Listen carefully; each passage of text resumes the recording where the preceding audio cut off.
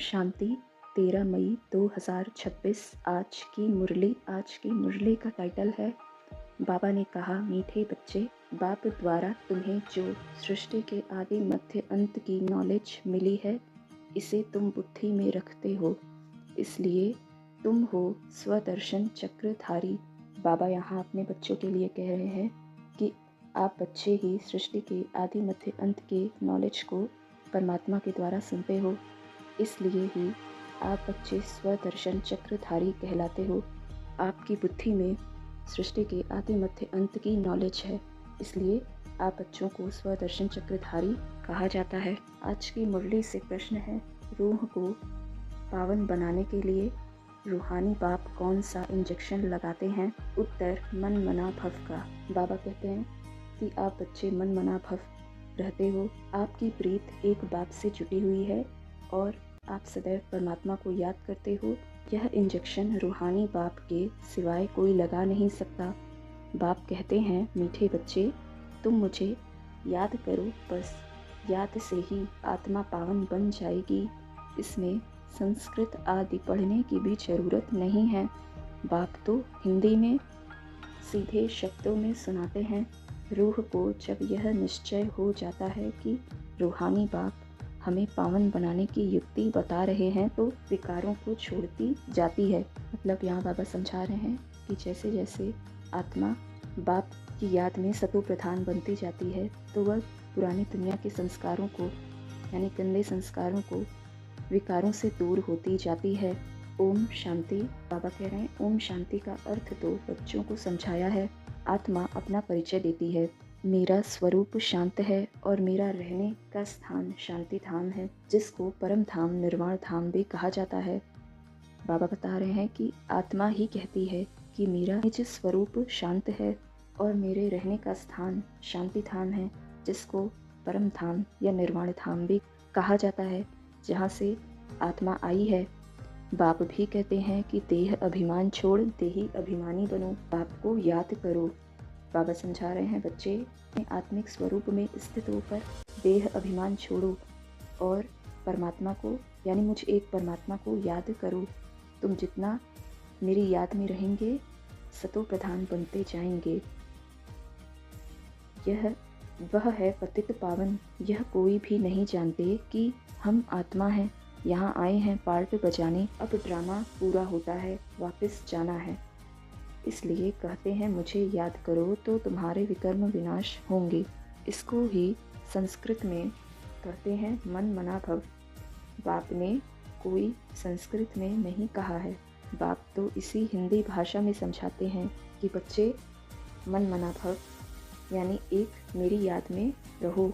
ऐसे गवर्नमेंट कहती है एक ही हिंदी भाषा होनी चाहिए।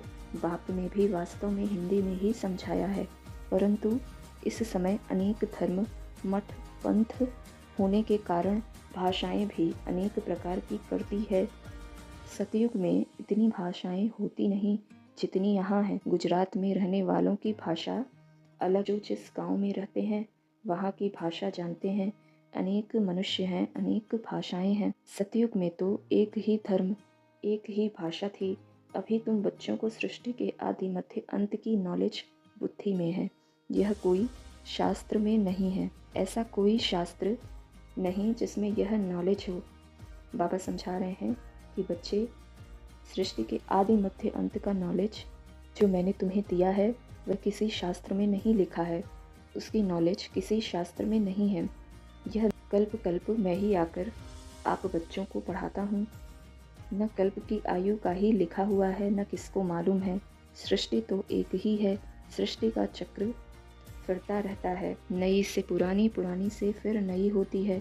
इसको ही कहा जाता है स्वदर्शन चक्र। जिसको इस चक्र का नॉलेज है, उसको कहा जाता है स्वदर्शन चक्रधारी। भारत तो प्राचीन देश है, कहते भी हैं, बरोबर क्राइस्ट से 3000 वर्ष पहले भारत स्वर्ग था और कोई धर्म नहीं था। अभी यह भारत बिल्कुल पट आकर पड़ा हुआ है। गाते तो हैं, भारत हमारा देश सबसे ऊंचा था, नाम ही था हेवन, यानी स्वर्ग। भारत की महिमा का भी कोई को पता नहीं है। बाप ही आकर भारत की कहानी समझाते हैं। भारत की कहानी माना दुनिया की, इसको सत्यनारायण की कहानी कहा जाता है। बाप ही बैठ समझाते हैं। पूरे 5000 वर्ष पहले भारत में लक्ष्मी नारायण का राज्य था, जिन्हों के चित्र भी हैं।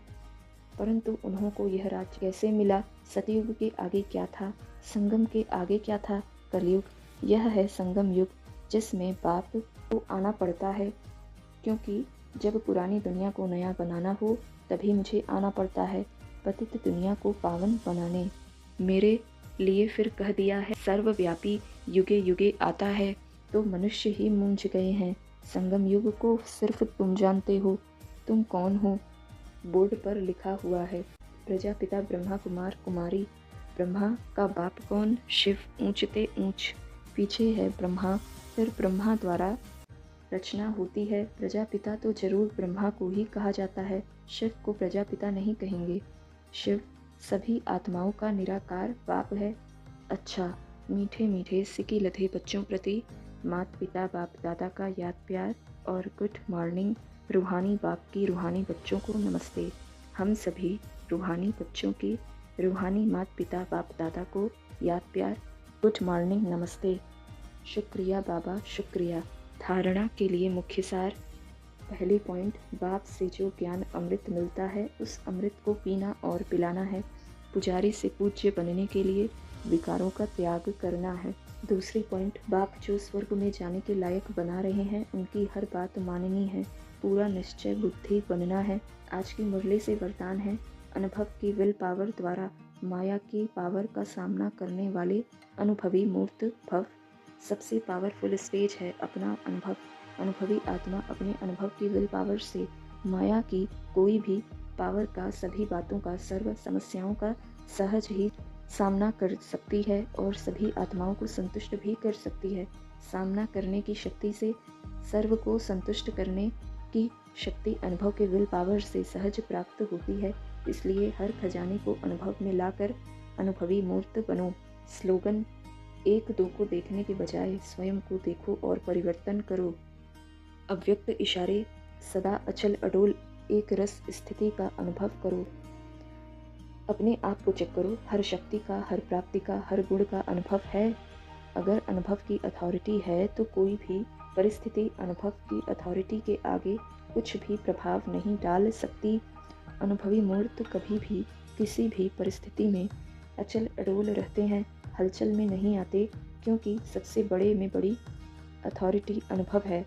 आवाहन करो, जिस समय जिस शक्ति का, वो सेकंड में सहयोगी बनेगी। अच्छा, ओम शांति।